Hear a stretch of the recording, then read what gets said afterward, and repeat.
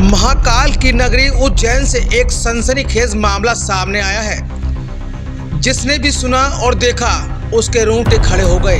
आपको बता दें कि जब कन्या पूजा होती है और जब नवरात्रे आते हैं तो ऐसे ही बच्चियों को देवियों का रूप दिया जाता है और पैर छूकर और पैर धोकर आशीर्वाद लिया जाता है। लेकिन महाकाल की नगरी उज्जैन में कुछ अलग ही देखने को मिला।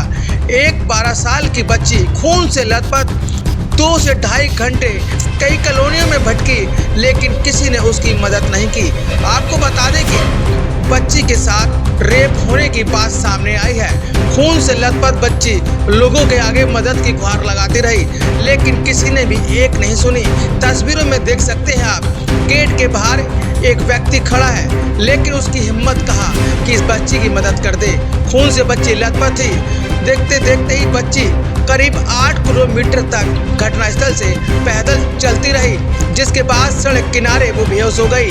एक आश्रम के युवक ने बच्ची को देखा और उसको कुछ कपड़े पहनने के लिए दिए। बच्ची से पूछा गया कि उसको भूख लगी है।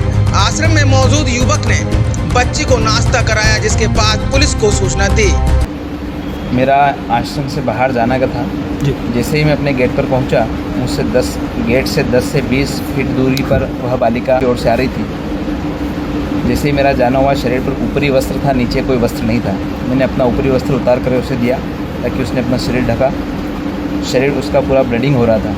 मुंह से कुछ बोल नहीं पा रही थी। आंखें पूरी स्वेलिंग से भरी हुई थी। जैसे ही मैंने देखा, मेरा मन वहाँ से आगे जाने का हुआ नहीं। मैंने उसकी मदद करने के लिए तुरंत ही 100 नंबर पर कॉल किया। 2-3 बार वहाँ से कॉल कटा, कोई व्यवस्था नहीं बन पाई। फिर तत्पश्चात हमने वापस पुनः महाकाल थाने में जो हमारे कुछ लोग हैं वहाँ उन्हें कॉल किया, उनसे फिर नंबर लिए सब। फिर महाकाल थाने में रिपोर्ट दर्ज कराई। फिर 100 नंबर पर पुनः रिटर्न कॉल किया। तत्पश्चात पुनः करीब 20 से 25 मिनट में गाड़ी आई। जब तक वह बालिका मुँह से कुछ नहीं बोल पा रही थी। बोल तो रही थी, लेकिन उसकी भाषा में समझ में नहीं आ रही थी। करीब 9:30 बजे के आसपास की कहानी प्रातःकालीन परसों के दिन। महाकाल थाने की पुलिस भी मौके पर पहुंच गई।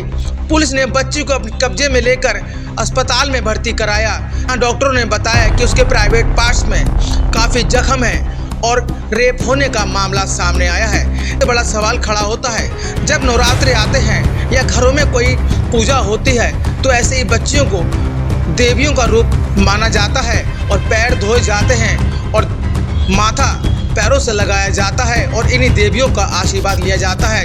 ऐसे में एक 12 साल की बच्ची दर बदर भटकती रही, खून से लथपथ, लेकिन किसी ने उसकी एक नहीं सुनी। गेट के बाहर तो काफ़ी लोग आए, लेकिन बच्ची को इस हालात में देखकर किसी ने उसकी मदद करने की नहीं ठानी।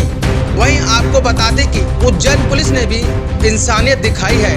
इस बच्ची का जब अस्पताल में इलाज चल रहा था, उसी दौरान खून की आवश्यकता पड़ी तो उज्जैन पुलिस के जवानों ने इस बच्ची को खून देकर इसकी जान बचाई। जिले में महाकाल थाना अंतर्गत एक प्रकरण कायम हुआ है अज्ञात लोगों के विरुद्ध, जिसमें दुष्कर्म की बात सामने आई है, जिसकी पुष्टि मेडिकल के द्वारा की गई है। इसमें बच्ची की हालत नाजुक होने से उसको इंदौर रेफ़र किया गया था और जो भी बेस्ट ट्रीटमेंट है उसको वहाँ पे अवेलेबल कराया गया था।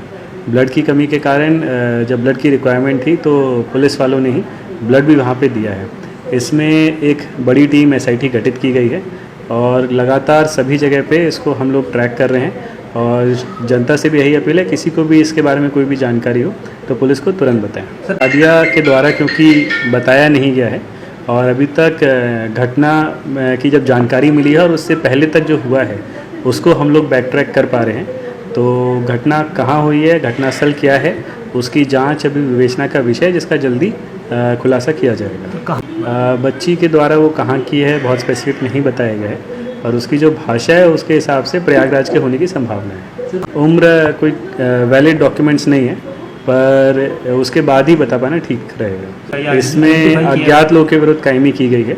जो प्राथमिक उपचार है वो और इसके बाद जो स्पेशलाइज्ड ट्रीटमेंट है वो दिया गया है और स्पेशल टीम बनाई गई है जो सभी जो भौतिक साक्ष्य हैं, टेक्निकल साक्ष्य हैं, उस पर काम कर रही है और लगातार इसमें प्रयास करके हम लोग जिनके द्वारा भी इस घटना को अंजाम दिया गया जल्दी उन तक पहुँचेंगे। अभी बता पाना संभव नहीं है।